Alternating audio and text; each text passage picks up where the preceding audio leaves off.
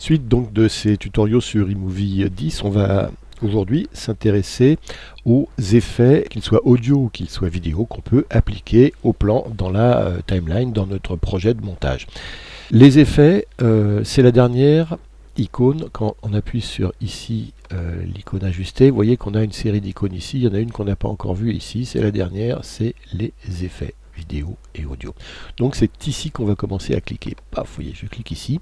On va d'abord commencer par les effets audio. Vous voyez ici, on va essayer d'appliquer un effet audio sur ce plan, sur cette interview de Jenny. Je pense que l'intérêt de bio, c'est vraiment... J'ai interviewé pour Silence vraiment... ça pousse. Et vous l'aurez compris qu'il fait du bio.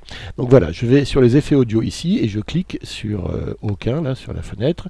Il y a une fenêtre d'effets audio qui s'affiche et il suffit que je passe en survol, sans cliquer sur chacun des effets pour les entendre appliqués au plan sur lequel est la tête de lecture. Par exemple, regardez ici. Je pense autant aller... voilà l'effet feutré, l'effet voix de robot. Je pense que l'intérêt du bio, c'est vraiment cosmique, écho, super frais, son téléphone, de meilleure quelqu'un au téléphone, on met ce filtre là, on a l'impression qu'il est loin. On a vraiment le meilleur goût. Son radio, pas terrible. Aller acheter ses fruits et légumes au supermarché. Je veux pas bien. Pas cher. Réverbération, petite pièce, moyenne pièce, grande pièce, cathédrale. On éloigne la personne dans une pièce. Là, c'est... Je pense au débat, on change la tonalité, on fait une voix plus basse, et encore plus bas. Pas cher, je pense que là... Ça c'est pour truquer les voix. Hein. Et là on peut monter un peu la voix. Super frais, de meilleure qualité. Et je pense que suite à ça, on a vraiment... il n'y en a qu'une qui me plaisait parce que je n'entendais pas.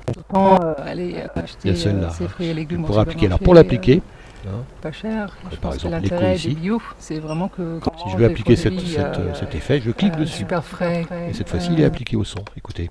Acheter ses fruits et légumes. Bon là, en l'occurrence, je n'ai pas vraiment d'intérêt à mettre un filtre audio sur cette voix ici, qui est plutôt pas mal. Donc je l'enlève en faisant pomme Z. Pas cher. Maintenant, on va voir les effets vidéo. Alors là, c'est la même chose. Je suis sur ce plan-là. On va plutôt changer de plan. On va aller sur un plan d'illustration. Par exemple, ce plan ici de Jenny qui rentre dans sa serre ici. Et on clique dessus et on va voir les effets. Donc là c'est pareil. Regardez, si je l'applique ici, je regarde le même plan, alors depuis le début, retourner. C'est-à-dire qu'elle arrive à l'envers. Vous voyez, au lieu d'arriver par la gauche, elle arrive par la droite. Aucun, elle arrivait ici. Hop, et elle rentrait. Hop, ici, et retourner, elle arrive de l'autre côté. Alors ça a un grand intérêt, le retourner quand on veut cacher un logo. Vous savez qu'il faut cacher les marques, souvent quand on fait un film pour la télé, on nous demande de cacher les marques, alors souvent on a besoin de retourner le film. Et en retournant, ça retourne le logo. Donc voilà l'intérêt essentiel de se retourner. Ici on ajoute une trame un petit peu, vous voyez ici, là ça fait dessin animé, ça donne un aspect un peu BD à l'image. Film rétro, voilà ce que ça met, ça abîme l'image. Grain de film, là encore, ça met du grain, comme si c'était du cinéma. Lumière crue, alors vous voyez, ça commence à être intéressant. Ça, c'est le genre d'effet qu'on peut vouloir amener à un plan. Nuit américaine, ça fait que c'est comme si on avait tourné la nuit. C'est ça l'idée de ce filtre. Vous voyez, c'est un petit peu les lumières qu'on a au cinéma quand on a un plan de nuit. Là, l'éclat, c'est intéressant également. Ça se règle ici, mais regardez sur les blancs un petit peu ce qu'il y a autour des blancs, il y a un petit peu d'éclat. Voilà, rêve, ici c'est un gros éclat, le rêve en fait. Romantique c'est pareil, ça joue avec le flou un petit peu, on floute quelques... Voilà. Vignette, l'effet vignette c'est pas mal aussi, c'est noir sur les coins, et puis voilà, ça fait comme si on appliquait une vignette sur un plan. Sans blanchiment, regardez ici, ça joue sur les blancs. Ancien monde, c'est une colorisation. Vague de chaleur, ça aussi c'est autre chose. Science-fiction, noir et blanc, sépia, négatif et rayon X, là c'est vraiment pour faire des effets. Mais vous voyez par exemple qu'on peut, moi j'aime bien par exemple l'effet lumière crue. Sur ce plan-là, je pense qu'on va pouvoir l'appliquer. Voilà, j'applique l'effet lumière crue sur ce plan. En cliquant dessus, ça ferme l'effet, etc., etc. Il y a 3 de ces effets, l'effet noir et blanc, sépia et rêve, qu'on peut appliquer à un moment précis d'un plan. Disons par exemple qu'ici, on est sur... on va le rallonger un petit peu ce plan. Hop, comme ça. Disons qu'à partir d'un certain moment, on veut appliquer un effet ici, rêve. C'est-à-dire qu'on dit, tiens, pour le moment, elle est dans la réalité, et là, elle en se met à rêver. Donc l'image, tout d'un coup, va tourner au rêve. Comment on fait? On pose la tête de lecture là où on veut, et puis on fait modifier, fondu, noir et blanc, sépia ou rêve. Alors on va faire par exemple rêve.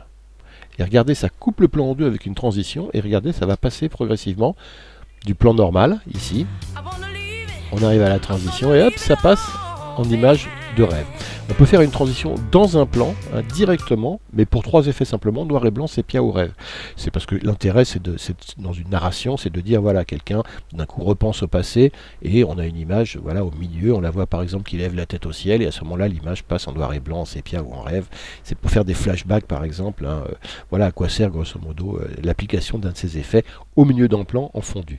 Ce qui n'est pas possible avec les autres effets. Et alors là, ça a appliqué une transition d'1 seconde, mais je vous rappelle que pour changer la longueur de cette transition, on va sélectionner le projet et on va dans les réglages ici.